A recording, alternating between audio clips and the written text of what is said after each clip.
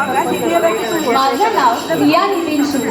आज इथे उपस्थित असलेले मान्यवर, कमिटीचे आजी माजी सदस्य, पालक, परीक्षक, लास्ट बट नॉट लीस्ट माझे बालमित्र मैत्रिणी, सगळ्यांना विनम्र अभिवादन. स्वातंत्र्य म्हणजे स्वतःचं तंत्र, स्वतः निर्माण केलेली व्यवस्था व स्वतःचं बंधन. स्वातंत्र्य म्हणजे मुक्ती, हक्क, जबाबदारी या जाणीवांचा संगम आहे.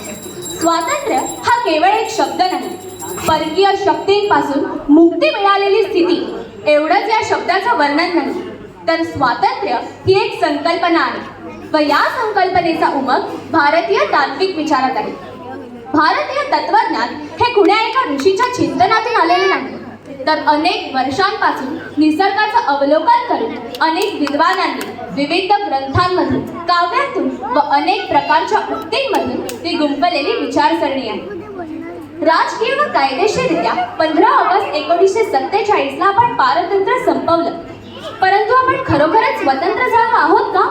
म्हणजे आपण स्वतःवर स्वतःचं नियंत्रण असण्याची सामाजिक पद्धती प्रस्थापित केलेली आहे का? स्वातंत्र्याच्या विरुद्ध शब्द पारतंत्र्य हा आहे, परंतु सामाजिक आचार विचारांच्या दृष्टीनं पाहिलं तर स्वातंत्र्याच्या विरुद्ध अतिरेक ही संकल्पना आहे. म्हणजे एखादी व्यक्ती अथवा सामाजिक घटक जेव्हा अतिरेक करतो तेव्हा तो स्वतःवरचं नियंत्रण काढत असतो.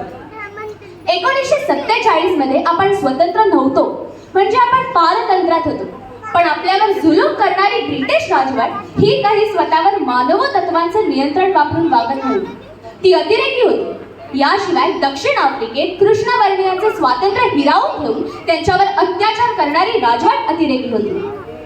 सध्याच्या जगात वसाहतवाद संपुष्टात आलेला आहे. आता दक्षिण अमेरिका खंडात गयाना या देशात फ्रेंचांचं राज्य आहे, पश्चिम आशियात वेस्ट बँक इथे इस्रायलचं राज्य आहे व आफ्रिकेत पश्चिम सहारा विभागात मोरोक्कोचं राज्य आहे.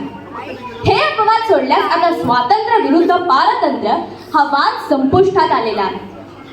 वसाहतवाद व पारतंत्र्य या कल्पनांचा जवळजवळ संपूर्ण जगभरात पराभव झालेला आहे. याचा अर्थ स्वातंत्र्य ही कल्पना सर्वत्र रूढ झालेली आहे असं मात्र नाही. जगातील इतर देशात व भारतात देखील स्वातंत्र्य खऱ्या अर्थानं कसं जोपासावं हा प्रश्न येत्या काही वर्षात महत्त्वाचा ठरेल. त्यासाठी आपल्याला सगळ्या प्रकारच्या अतिरेकाला विरोध करावा लागेल व प्रमाणामध्ये सर्व काही असावे हा विचार मनाशी बाळगून देशांतर्गत संबंध व परराष्ट्र संबंध निर्माण करावे लागतील. याशिवाय आपल्याला सामाजिक व आर्थिक प्रवासाचे मार्ग बांधावे लागतील.